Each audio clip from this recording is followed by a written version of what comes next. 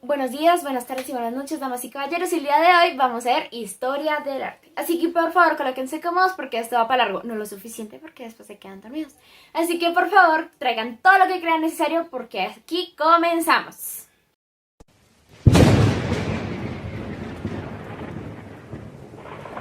Listo, entonces antes de explicarles cómo funciona la historia en general, les voy a contar un cuento como me lo contaron a mí. Bueno, algo así. Entonces, hay un muchacho que quiere salir con su novia, ¿cierto? Entonces los papás le dan 25.000 para que salga con ella. Entonces ellos salen tal y están en la edad de todo chévere, todo nice tal. Entonces quieren hacer el delicioso por no decir otras palabras. Entonces como sin gorrito no hay fiesta van a comprar un condón y cuesta 3.500. Entonces ellos hacen sus cosas tal. Eso bueno, eso no nos interesa, ¿no? Y resulta que después de 9 meses se dan cuenta que la vieja quedó embarazada porque algo salió mal, no sabemos qué, algo salió mal. Y entonces tienen a una niña, porque no quieren abortar, entonces tienen una niña. Y la niña crece y crece y crece y crece y crece y cumple 5 añitos. Y entonces a los 5 le están explicando historia romana. Historia de Roma, perdón. Y bueno, la niña crece, crece, sigue creciendo y cumple las 15 primarias, ¿cierto? Sus 15. ¡Ay, qué maravillosa época la mía! No fue tan buena, pero bueno. El punto es que uno a esa edad empieza a descubrir las cosas, construirse a uno mismo, etc, etc, etc, ¿cierto? Y bueno, la niña ya es una mujer hecha y derecha, cumple 18 y quiere independizarse. Pero todos sabemos que eso no sucede. Entonces, los papás le dicen, pero no, estás chiquita, no te puedes independizar. Entonces, a no ser de que nos muestres que eres bastante autosuficiente. Entonces la niña se pone así a estudiar, a trabajar, tal, demostrar que ella sí es capaz de hacer las cosas. Y a los 19 se independiza de casa. Listo, ahora sí continuamos con la historia del arte. Entonces la historia del arte se divide en dos, que son la prehistoria, que es lo que casi no conocemos, y la historia, que es pues todo aquello que ya pasó. O sea, hace 2 minutos ya, eso ya es historia, ya, supera a tu ex. Bueno, pero siendo serios, ahora sí, voy a iniciar, ya serios. La prehistoria va desde el 25.000 a.C., pues precisamente con 3 periodos que son el paleolítico, el mesolítico y el neolítico. ¿Listo? Luego está la Edad Antigua, que es desde el 3.500 a.C., con el inicio de la documentación de la historia. Luego está la Edad Media, que es en el siglo V, pues con la caída del Imperio Romano. Luego está la Edad Moderna, que es en el siglo XV, con el Renacimiento. Y luego está la Edad Contemporánea, que esa, dependiendo del autor, se puede ir de las siguientes dos formas. Puede ser del siglo XVIII, con la Revolución Francesa, o en el siglo XIX, con la Revolución Industrial. Entonces, ahora sí, podemos continuar con algunos movimientos que son mis favoritos de la historia del arte, que van desde la modernidad hasta la era contemporánea. Ay, el Renacimiento. Pueden creer que todos hemos tenido uno. Cada vez que cortamos ciclo, claro, cada vez que nos cortamos el pelo, nos lo tinturamos, hacemos algo con nuestra existencia porque no estamos bien emocionalmente. Sí, todos hemos tenido un renacimiento. Pero en este caso, el Renacimiento trata sobre después de la Edad Oscura. ¿Qué pasa? Pues Europa por la peste negra. Precisamente porque los artistas empiezan a buscar acordarse de la historia, literalmente. Empiezan a buscar la cultura olvidada de la Edad Media para volverla a sacar a la vida. Entonces, eso lo llaman el renacer. Y este movimiento, pues usualmente pues es conocido por todo el mundo, pasa en todo el mundo, pero inicia en Europa, que es la parte donde nos vamos a centrar. Listo, entonces este es el tema más extenso, así que por favor, si necesitan un break, háganlo ahora, porque yo no me hago responsable que no lo necesiten.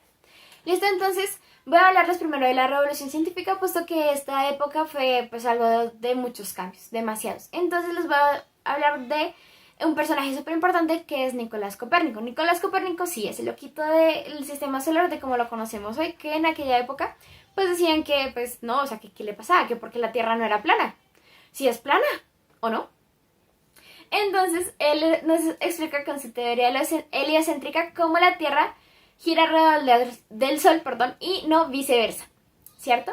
Entonces él nos explica cómo funciona prácticamente el sistema solar. La diferencia es que él nos dice que ellos orbitan en manera circular y sabemos que no. ¿Han visto las tortugas ninja? Pues si no, terrible porque no van a entender el Renacimiento, les cuento. No, mentira, sí lo van a entender, solo que es súper importante porque las tortugas ninja tienen nombres de artistas de la época. Entonces, que son Leonardo, Rafael, Donatello y Miguel Ángel. Donatello fue un escultor súper importante de la época, usualmente sus obras se las hacía a gente de la realeza o el clérigo, así súper fifí, la gente, obviamente, porque uno en esta época hace arte para que le paguen. Porque, pues sí, porque la gente es pobre, los artistas somos pobres, ¿qué hacemos? ¿Cierto? Entonces hay dos obras que son súper fundamentales y conocidas de él, que son, perdón las leo porque primero no me la sé el nombre y segundo no me sé la pronunciación. Entonces está David Broncineo y el Condottiero Gattamelata con doble T. Ahorita se los pongo. Y pues estas son sus dos mayores obras y pues son de alta calidad y precisamente por eso son bastante reconocidas al igual que él. Continuamos con la pintura con Botticelli, que su nombre completo es Alessandro Di Marino di Bani Filippeppi. Un poco extraño, pero todos lo conocemos como Sandro Botticelli. Él no es muy, digamos que de los artistas muy innovadores de la época, la gente como que no lo quería, pero se describe como uno de los pintores con mayor delicadeza de todos. Él hizo la obra de El nacimiento de Venus, que les muestro a continuación, que pues es bastante conocida por su importancia del reflejo artístico que se dio en el Renacimiento. Debido a la corriente ideológica del humanismo, se le da el carácter divino o semidivino. Listo, entonces como esta vaina se extiende demasiado, les voy a hacer una mención honorífica de 4 personajes súper importantes que primero el fin justifica los medios, para no ser tan largo este video. Entonces, Nicolás Maquiavelo, muchas gracias, muchas gracias. Luego está Leonardo da Vinci, que ya sabemos que ese man era súper loquito y hacía demasiadas cosas que, bendito sea que fuera así, porque si no, no tendríamos muchas cosas de las que tenemos hoy, ¿no? Está Galileo Galilei, que pues también él fue un astrónomo, ¿no? Y por último Miguel Ángel, que pues ese ya lo conocemos. Les prometo que los siguientes movimientos artísticos no van a ser tan largos. Entonces, para continuar con el romanticismo. Romántico se cree aquella característica propia de los amantes, pero para facilidad de este video y en realidad, porque estamos hablando de arte, va a ser un movimiento cultural y social y medianamente político que va a llevar la contraria, como todos los humanos somos, a las ideas de la ilustración y el neoclasicismo. Entonces hay diferentes tipos de arte que se desarrollan pues, en esta época, que son pues, la literatura, la filosofía no es un arte, pero es bastante importante, qué pena. El ballet y la música, pero en este caso vamos a hacer énfasis solo en música y en pintura. ¿Por qué hago énfasis en la música? Por el señor Ludwig van Beethoven. ¿Por qué? Porque él marca un antes y un después en la música en esta época, precisamente con obras como por ejemplo la más conocida, el himno de la alegría. ¿Por qué? Porque en esta época se empieza a considerar la música como un transportador de sentimientos, puesto que nos lleva a sentir cosas sobrehumanas, precisamente por temáticas como la tragedia y la épica de aquella época que trataba la música. La pintura. La pintura tiene dos vertientes aquí. Una es alejarse de la realidad, que es precisamente más que todo las imágenes creadas por la mente del autor, y la otra es retratar hechos míticos, que pues en este tipo de cuadros se trata del patriotismo, el costumbrismo, hechos históricos y folclóricos. Se trata de llegar al realismo, teniendo en cuenta, digamos, la vestimenta de la época, por lo que no pintaban, pues digamos, lo que estaba sucediendo, sino las historias que nos cuentan de niños sobre, por ejemplo, los dioses de Grecia y cosas así, pues para ser como muy firmes con lo que estaban contando, puesto que el realismo es otra cosa. Me encanta el impresionismo y a pesar de que les tengo que hablar del impresionismo y del postimpresionismo, antes no lo podré hacer en este video.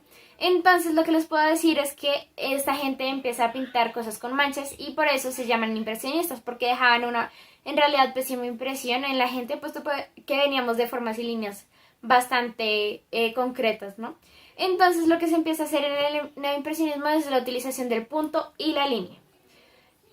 Con el puntillismo y el rayonismo. Se caracteriza por no mezclar los colores. Usualmente el puntillismo es únicamente los colores primarios, que son el amarillo, azul y el rojo, y pues colores básicos como el blanco y el negro.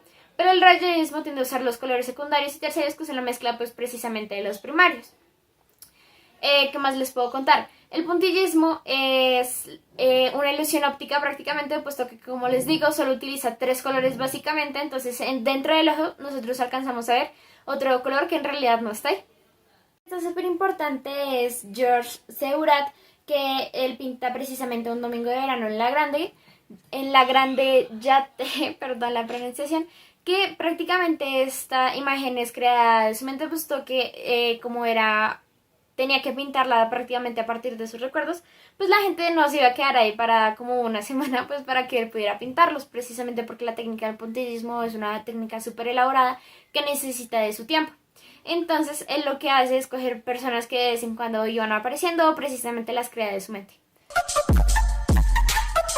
El hiperrealismo es un movimiento que nació en los 60 en respuesta a pues, pinturas abstractas, conceptuales y no objetuales, precisamente con técnicas que dan mayor realce a pues, precisamente a la vida, que es lo que buscan representar estos artistas, prácticamente mostrándonos que cosas que no tienen vida pueden tenerla y parecer más viva de lo que en realidad son. Mi artista favorito de este movimiento es Ron Mueck, que él crea esculturas que parecen bastante realistas. Él tiene gran conocimiento de la anatomía y la principal inspiración para crear este tipo de obras fue su padre, que él vio el cadáver de su padre y le hizo una réplica exacta de cómo era él, hasta utilizando cabellos del mismo. Son esculturas hechas con fibras de vidrio, acrílico y silicona y son bastante hermosas y encantadoras, teniendo en cuenta un punto de vista artístico. Hemos llegado al final del video, espero haya sido entendible, les haya gustado, qué pena lo largo, pero pues traté de buscar la información más importante de los movimientos que hablé, pero igual en la cajita de información, por si les interesa, les dejaré una línea del tiempo que llevo haciendo desde agosto del año pasado, para que ustedes por favor lo revisen y comprendan más del arte y busquen su propio movimiento artístico favorito.